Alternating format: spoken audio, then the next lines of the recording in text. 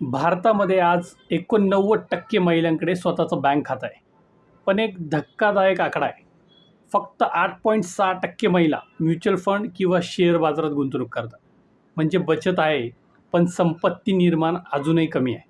EY India फिनटेकच्या अहवालानुसार जर भारतातील महिलांनी पुरुषांइतकी गुंतवणूक सुरू केली, तर देशाच्या GDPमध्ये तब्बल 40 लाख कोटी रुपयांची भर पडू शकते.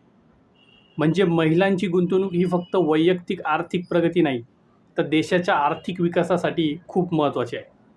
चला काही महत्त्वाचे आकडे बघूया. भारतामध्ये पुरुष ₹100 कमवतात, तर महिलांचे सरासरी उत्पन्न ₹73 आहे. गुंतवणुकीच्या बाबतीतही मोठी तफावत आहे.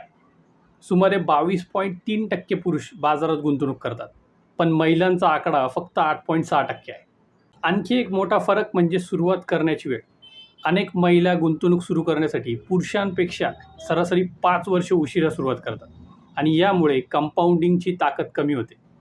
याचा परिणाम असा होतो की निवृत्तीच्या वेळी महिलांकडे पुरुषांपेक्षा साधारण 40% निधी कमी असतो. यामागे एक मोठं कारण म्हणजे आर्थिक साक्षरता. भारतात फक्त 5 पैकी 1 महिला आर्थिकदृष्ट्या साक्षर आहे. म्हणजे योग्य गुंतवणूक निर्णय घेण्यामध्ये अजूनही मोठी तफावत आहे.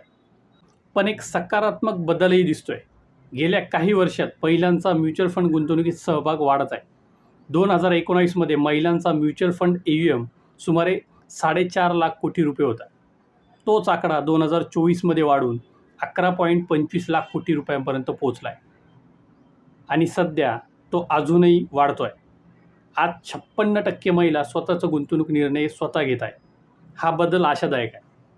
पण अजूनही अनेक महिला फक्त बचत खातं, FD किंवा सोन्यातच पैसे ठेवतात. खरं आर्थिक स्वातंत्र्य तेव्हाच येतं जेव्हा दीर्घकालीन गुंतवणूक आणि संपत्ती निर्मिती सुरू होते. म्हणून या वुमन्स डेच्या निमित्ताने एक छोटा विचार करा. आपल्या घरातील महिलांनी गुंतवणुकीची सुरुवात केली आहे का ते तपासा. जर तुम्हाला महिलांसाठी योग्य गुंतवणूक नियोजन समजून घ्यायचं असेल किंवा गुंतवणूक सुरू करायची असेल तर माझ्याशी संपर्क करू शकता. मी आहे Anuj Murkute, MP register mutual fund distributor. धन्यवाद.